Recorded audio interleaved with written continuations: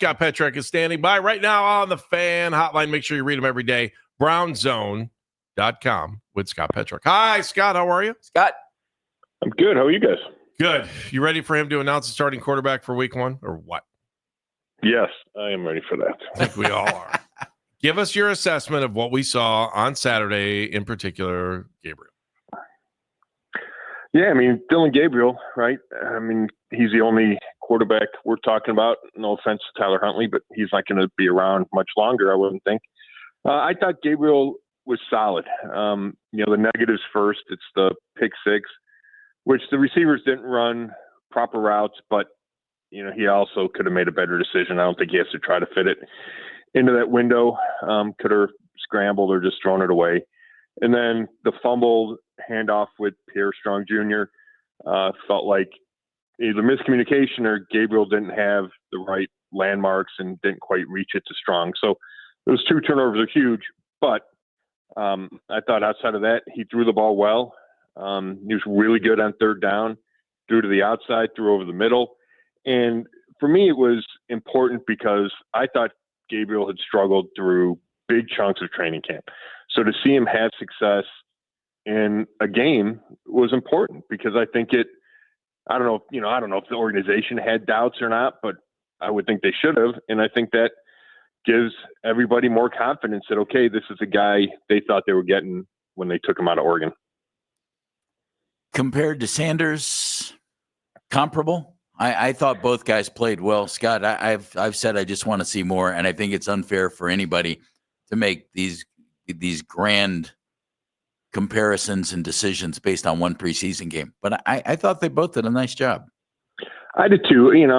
If you were going just on the preseason action, I would give a slight nod to Sanders. He threw 2 touchdowns, didn't turn it over. Both those things are really important. So maybe it's a little bit more than a slight edge. I thought he made more explosive plays in the passing game, but I thought Gabriel was good. And, we know that Gabriel had an edge in the organization's eyes when they drafted him and throughout this process. That's why, he got some reps with the ones and why Sanders was always 4th. I think Sanders has been better overall than Gabriel. And that's why, if I were making the decision, I think I'd probably have Sanders ahead on the depth chart, but the way Gabriel played Saturday probably gives the organization enough confidence to say, yeah, Gabriel's still number 3 on the depth chart. Do you think they're keeping 4 quarterbacks, and could Pickett end up? I didn't realize it because I was listening to the game. I wanted to make sure I heard it right, that they were saying that you can just take a player and put him straight on the injured practice squad without having to go through waivers. So that 2 spots are available there. That to me seems perfect for one of these quarterbacks and one named Pickett in particular. What do you think? Are they keeping 4? Well, you mean they could put Kenny Pickett on the IR? Yes. Sit him for 4 games? Yes. Yeah, you could do that. He still has to take a spot. I think he has to take a spot in the 53 for a while, for a couple of days. But, you could do that. I think they keep 4.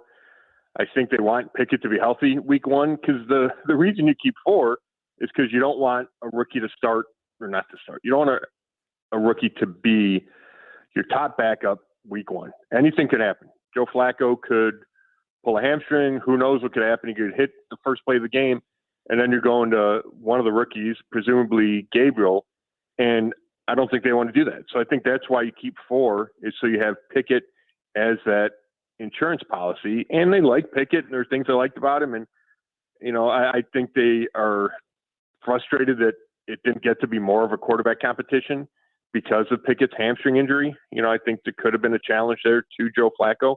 So that's why I think they keep 4, because even though Gabriel looked solid Saturday, I don't know if it's enough to say, yeah, he can be, 1 snap away when you're playing Joe Burrow on the Bengals on September 7th.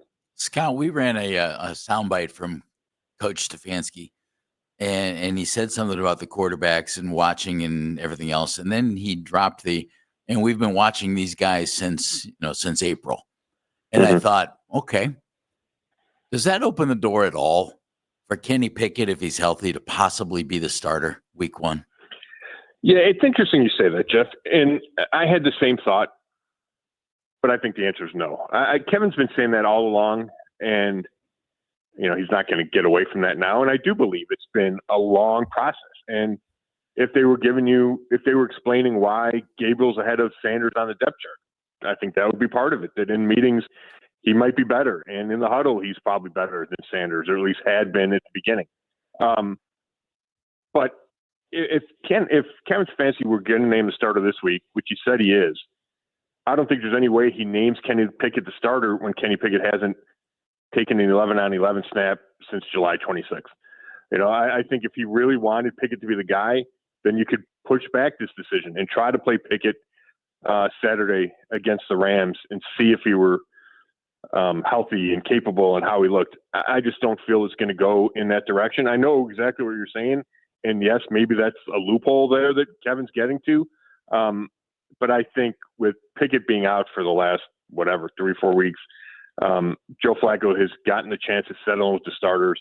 I think people are comfortable with him, and I think it just makes sense for Joe Flacco to be the guy to start the season. Isaiah Bond, now a member of your Cleveland Browns. Let me start here. Is he looking at suspension still or no?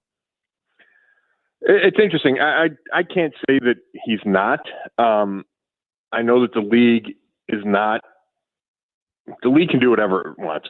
So just because somebody doesn't get charged, we saw that with Deshaun Watson, right? Right. Deshaun Watson didn't get charged, and he winds up getting suspended for a long time. So that doesn't mean they can't suspend him. I do think it's different given that he wasn't in the league when the alleged incident happened and the arrest happened.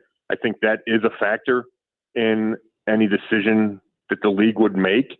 So I don't think it's likely, but I can't say conclusively that he will face no discipline from the league. Football standpoint, I love the signing. You bring in a guy, he cost you nothing but money, and he has references because he played for Tommy Reese in Alabama. And this team needs some wide receiver depth. Football standpoint, I like it. How quickly do you think he might be able to be up to speed? Yeah, I think you can do some stuff with him pretty quickly. Maybe gadget things. We've seen the Browns run more end arounds and jet sweeps than I've ever seen Kevin Stefanski run, whether it's practice or these preseason games. Feels like Isaiah Bond is perfect for that, given his, former track speed, or, his track speed. He was a former track star. So I think you can figure out a way to get him on the field relatively early. It doesn't have to be a full, 60 plays a game, but can you get him out there for 15? I don't think that's crazy. And we've talked so often, guys, about how there are questions at that position and how they lacked depth at that position. And I don't know if they were confident the whole time that they were going to sign Isaiah Bond, but at least it looks like there was some kind of plan in place that, okay, they're going to bring in a guy that might have been drafted in the second or third round and has speed that is a big quality for this receiving core that doesn't have a ton of it. So I think they want him up and ready right away. That might be unrealistic given he's a rookie and all that, but I don't think you're going to have to wait too long to see him on the field in some capacity. So how many wide receivers do they keep? And with Bond coming in, who just got either knocked back to the bubble, the practice squad, free agent trade, or whatever? Yeah, I think they keep 5 plus DeAndre Carter, who's your returner. Right. I think Caden Davis is the guy that likely loses out on a roster spot, but there's always a chance that it's Deontay Johnson. He was a big question mark coming to camp. We know how last season went for him. The Browns signed him to a minimum contract, no guaranteed money. I think he's been a little up and down in camp. I didn't think he did anything early, and then he came on and you saw him and I go, okay, he's going to, I think he's solidifying himself as a guy that's going to be in this rotation. But I don't know if that's guaranteed. There's behind the scenes stuff. They need to know, the team needs to know that his head is in the right spot, that he's gotten back into shape like he needed to do, and he wasn't when I think he arrived for camp. So I think he's a question mark. I think it comes down to Caden Davis or Deontay Johnson. Jerry Jeudy, Cedric Tillman, Jamari Thrash, and Bond, I think, are automatics. And then DeAndre Carter, I think, is because he's a returner. And I don't think they keep 7, especially if you keep 4 quarterbacks. You can't keep a surplus at every spot. Scott Petrak joining us, Chronicle Telegram, brownzone.com. You can read all of Scott's work right there. DeJuan Jones started the other day. Interesting. Are they sold on him at left tackle, or are they hopeful on him at left tackle? Or is it I think one and the same? No, I think it's more hopeful than sold. It was certainly interesting that Jones played Saturday, and it makes sense. Kevin Stefanski explained it yesterday with him and Cedric Tillman, and it was, he just hasn't taken a lot of reps at left tackle ever, let alone in the NFL. He started 3 games last year at left tackle and then got hurt. So they want to see more of him. He's struggled against Myles Garrett in practice, which is no surprise. But I think if you want Jones, you want game reps against people that aren't Myles Garrett and see, okay, can you build some confidence? Can you feel more comfortable as you get closer to week 1? I'm sure he'll play Saturday against the Rams, but how long are the starters going to play? Does he play a quarter? Does he play a half? Does he stay out there a little longer than the rest of the linemen? That could be. But I think they are just trying as much as they can to get him as comfortable and confident as he can be for week 1. Now, he's going to be the guy, but I think it's premature to say they're sold that he is the answer at left tackle. Give me the big picture on defense going into this thing, going into the last preseason game, and just your overall feeling on defense. Well, I'll give you the concern first is corner. Without Martin Emerson Jr., who's out for the season with that torn Achilles, they got to find that third corner spot. And Cameron Mitchell got the first chance. He struggled a little bit. He's given up plays in practice. We saw him give up a touchdown Saturday. Miles Harden is another option in the nickel. 7th round pick a year ago, undersized, but they like him. They like how hard he plays. They've had some other injuries beyond Emerson. Greg Newsome II hasn't been out there much. So I have concerns about that third cornerback spot. Outside of that, I really like what I've seen. The practices in Philly seem to confirm what we've seen in Berea, that the defense is playing really well. The defensive front is deep and really difficult to block, whether it's rushing the passer or stopping the run. So we've talked about it. This defense has to be top 10 for the Browns to exceed everybody's expectations. And I know it's only training camp in the preseason, but what I've seen makes me confident that the Browns are going to get back to at least close to where they were in 2023 defensively, and then that gives them a shot to win games. They just need to make sure that they can cover people long enough with that third and fourth corner spots. All right, last question real quick. I'm just curious your thoughts on the post-game comment from Dillon Gabriel about saying there's entertainers and then there's competitors, and people thinking that's a shot at Shedeur.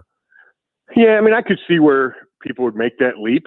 If you don't have any context, Shedeur Sanders is an entertainer. There's no doubt about it. He's also a competitor. I'm glad that social media dust up seemed to go away pretty quickly because Gabriel's asked about it and gave, to me, good enough answers to quiet that. I'm still amazed that, a comment can blow up like that in the middle of a game and it becomes a huge thing. Mm-hmm. I don't think he meant Shedeur Sanders. I think he's way too smart to take a shot like that at a teammate, during the team's broadcast. Outstanding. Thank you, Scott. Appreciate your time. And of course, we'll talk to you next week. Thanks, man. Thanks, buddy. Thanks, guys. All right. Make sure you're reading Scott every day, brownzone.com.